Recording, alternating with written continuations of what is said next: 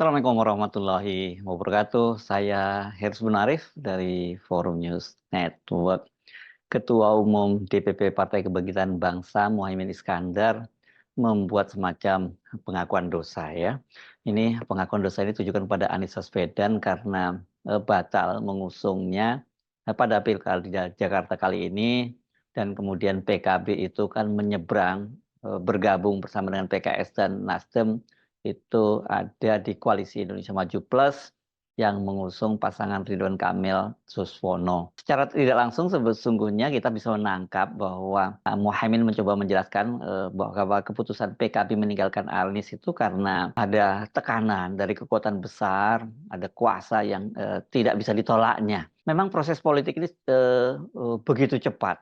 Saya minta Mas Anies sabar, itu kata Caimin di Komplek Parlemen di Jakarta hari ini ya, Selasa tanggal 20 Agustus 2024. Caimin secara jujur mengaku dia tidak menyangka dinamika politik pada Pilkada serentak 2024 itu terjadi begitu cepatnya. Meski begitu, dia mengaku masih intens menjalin komunikasi dengan mantan duetnya di Pilpres 2024 itu.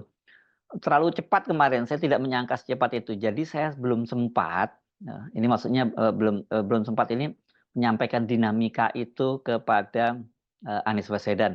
Karena kata dia selama ini dia sangat intens berkomunikasi dengan Anies itu. Anda tentu masih ingat ya, dalam beberapa konten yang lalu saya menyebutkan bahwa memang untuk beralihnya Nasdem dan PKB ke Koalisi Indonesia Maju Plus itu semuanya dikomunikasikan dengan Anies Baswedan ya. Jadi Anies Baswedan tahu semua bahwa itu bukan mengejutkan ketika misalnya tiba-tiba Nasdem segera bergabung dengan Koalisi Indonesia Maju Plus dan melepas dia. Anies juga sudah mengetahui soal itu. Begitu juga ketika PKB juga tanda-tandanya akan meninggalkan itu karena ada tekanan-tekanan yang berat. Semua itu dikomunikasikan oleh PKB maupun oleh Nasdem. Beda ya, kalau dengan PKS memang terkesan kemudian malah tidak happy ending karena yang muncul adalah polemik yang dipicu oleh voice note dari Anies Baswedan kepada Khoirudin, Ketua DPW PKS Jakarta, dan kemudian juga dibalas oleh Khoirudin. Dan setelah sebelumnya kita menyimak pernyataan dari juru bicara PKS, yakni Muhammad Khalid, yang menyatakan bahwa Anies itu tidak bisa memenuhi janjinya.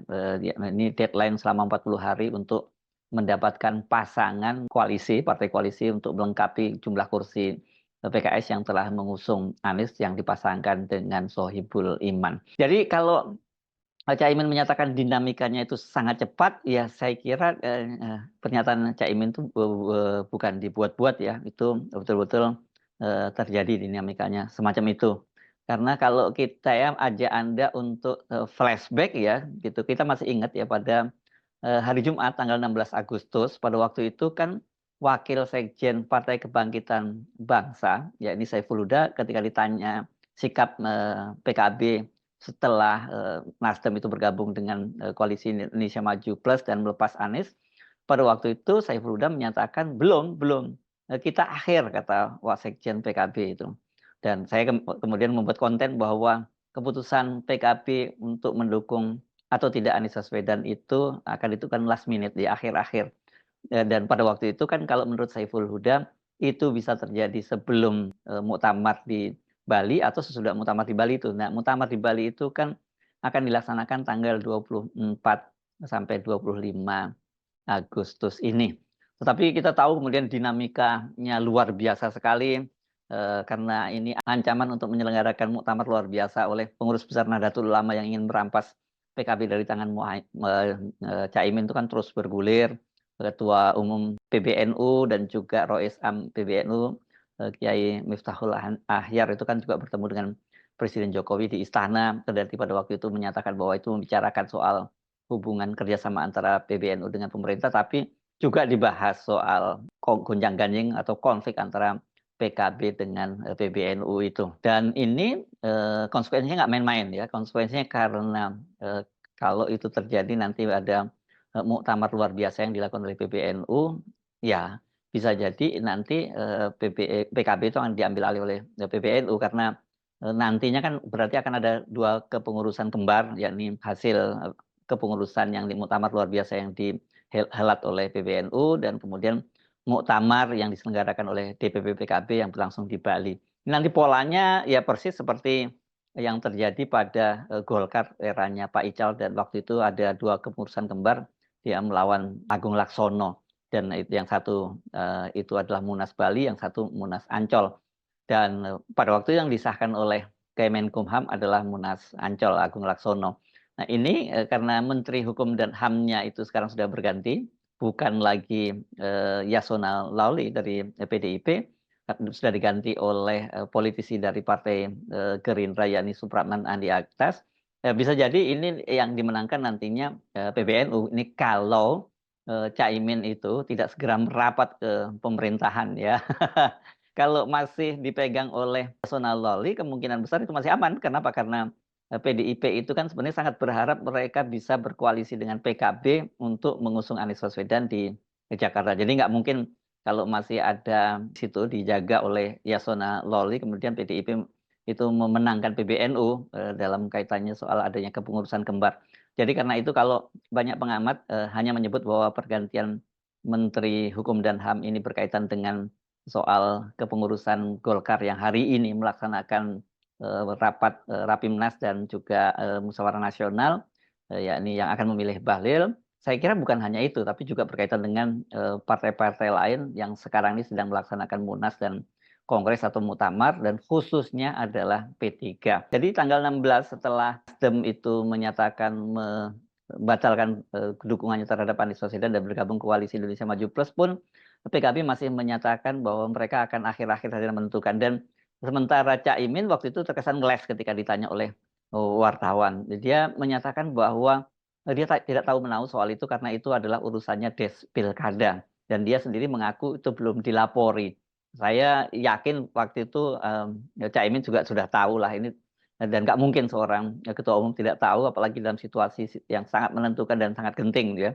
Tapi dia coba menghindari tekanan itu. Berarti pada waktu itu Caimin dengan gagah menyatakan bahwa pencalonan kepala daerah itu ditangani oleh Des Pilkada DPP, dan dia menyatakan tidak bisa melakukan intervensi itu. Akal dari Caimin untuk mengeles dari tekanan ya. Karena memang betul sehari sebelumnya kan tanggal 15 Agustus itu Ketua Umum Partai Nasdem, Surya Paloh itu kan mendatangi kediaman resmi dari Presiden terpilih Prabowo Subianto di Jalan Kertanegara 4 Jakarta.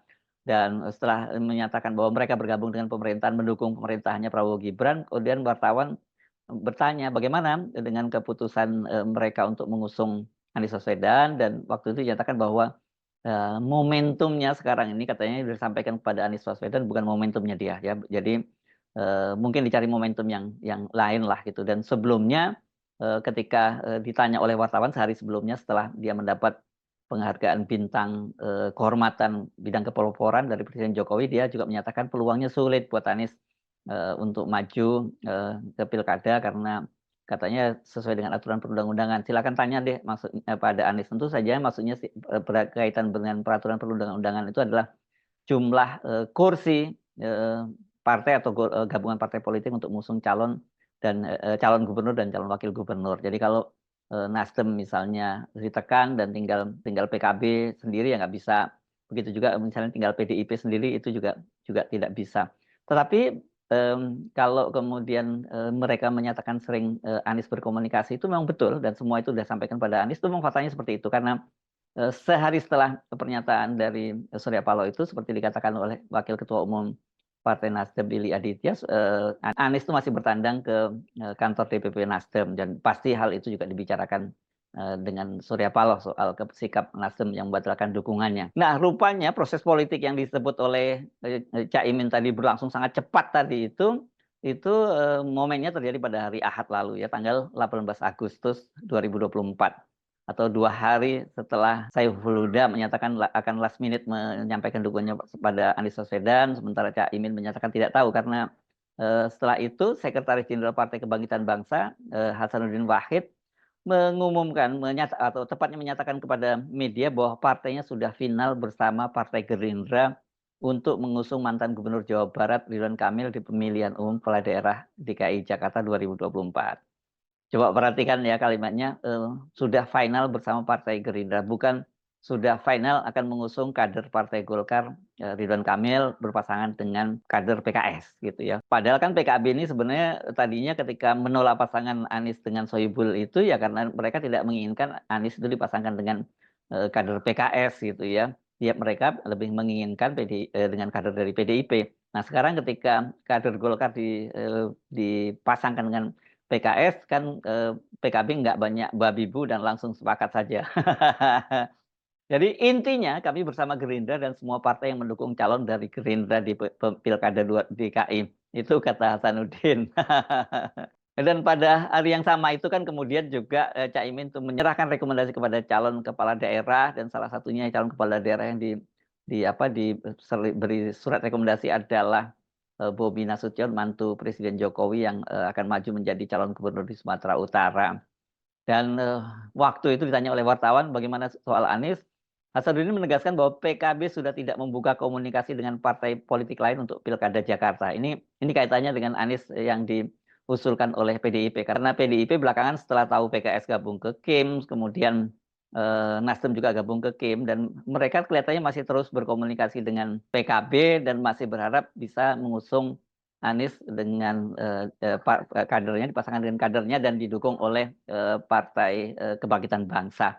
Karena itulah kemudian Hasanuddin menegaskan bahwa partainya tidak membuka komunikasi dengan partai politik lain untuk Pilkada Jakarta. Waktu itu kan PDI menyatakan bahwa mereka menunggu muktamar PKB di Bali yang akan dilaksanakan tanggal 24 sampai 25 untuk memastikan koalisi di kontestasi kepala daerah Jakarta. Jadi menanggapi pernyataan dari PDIP itu, Hasanuddin menyatakan apapun pernyataan dari partai-partai lain terkait kemana sikap PKB, saya pikir sudah jelas dan final PKB bersama Gerindra di Pilkada DKI katanya. Nah, seperti kita ketahui kan kemudian Senin 19 Agustus kemarin itu laksanakan deklarasi dari RK dan Suswono yang rencananya semula akan dilaksanakan malam hari, ternyata kemudian dimajukan siang hari. Nggak tahu ini apa penyebabnya kok dimajukan itu dan belakangan namanya menggunakan nama katanya singkatannya Rawon.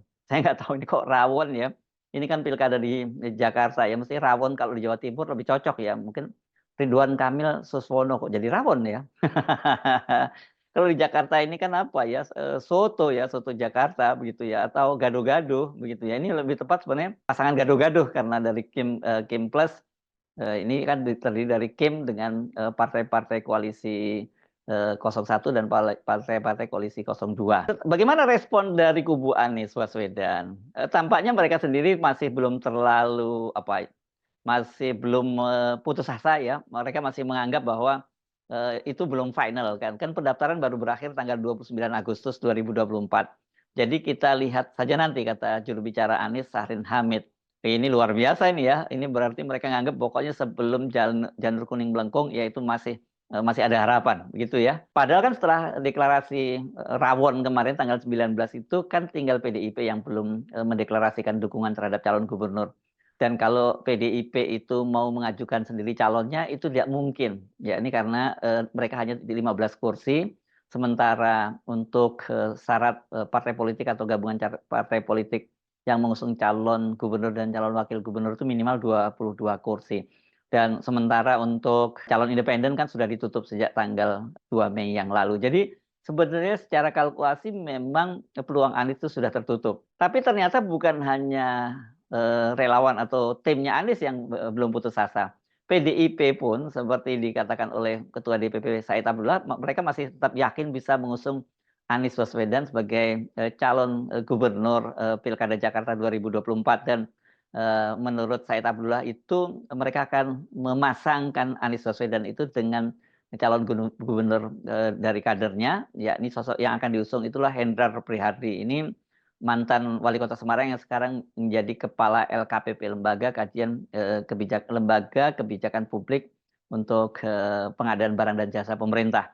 Nah, rupanya bukan Rano Karno ya, tadinya kan santer mau dipasangkan antara ini Anies dengan Rano Karno. Menurut Said, dia PDIP itu sudah menjalin komunikasi dengan Anies terkait pencalonan ini dan sejak awal Anies juga sudah bersedia. Begitu juga dengan kader PDIP yang menjadi pendampingnya. Artinya sebenarnya sudah ada komunikasi ini antara Anies dengan Hendrar Priyadi dan mereka semuanya sepakat untuk maju ke Pilkada Jakarta. Tapi pertanyaannya bagaimana dengan syarat minimal 22 kursi itu? Kalau hanya PDIP saja nggak cukup. Sementara semua partai, ini ada 12 partai loh yang usung rawon ini, RK Siswono itu. Dan itu mulai dari partai yang ada di parlemen sampai partai yang tidak punya kursi di parlemen. Jadi bahkan juga ada partai-partai yang tidak punya kursi di DPRD Jakarta juga ikut mengusung itu. Jadi jangankan mencari partai yang punya kursi, yang partai nggak punya kursi pun sudah tidak ada ini buat PDIP. Tetapi saya kira mungkin buat Anda semua, para pendukung Anies Baswedan itu kembali ke optimisme tadi ya, yang sampaikan Sarin Hamid dan juga PDIP bahwa mereka optimis masih tetap bisa mengusung Anies Baswedan. Saya kira kita tunggu saja ya, ini karena ini kan jadinya apa ya, ini antara kalkulasi manusia, secara kalkulasi politik sudah tidak terbuka lagi, tapi kalau jubirnya Anies atau timnya Anies dan juga PDIP tadi mungkin lebih pada hal yang bersifat metafisik, bahwa kalau takdir menentukan, ya maka itu akan terjadilah. Jadi kun fayakun begitu. Mari kita tunggu saja perkembangannya karena tanggal 27 sampai 29 Agustus itu tidak lama lagi. Sementara ini partai-partai Koalisi Indonesia Maju Plus itu rame-rame mereka menyelenggarakan, ada yang menyelenggarakan Munas, ada yang menyelenggarakan Kongres, ada yang menyelenggarakan Muktamar.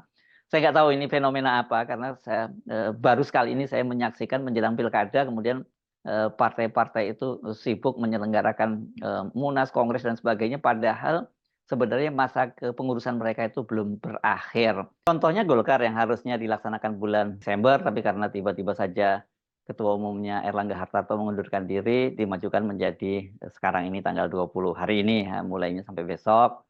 Kemudian PAN yang harusnya tahun depan itu malah juga dimajukan sekarang. Jadi banyak sekali partai-partai politik yang mengajukan itu. Dan saya kira itu hanya fenomena yang terjadi di era Jokowi. Dan anehnya kok di akhir-akhir masa jabatannya, yang tinggal nggak sampai 2 bulan lagi, Presiden Jokowi itu masih sangat sakti dan bisa mengacak-acak partai politik, termasuk partai politik besar seperti golongan karya. Saya Arif dari Forum News Network. Sampai jumpa lagi. Wassalamualaikum warahmatullahi wabarakatuh.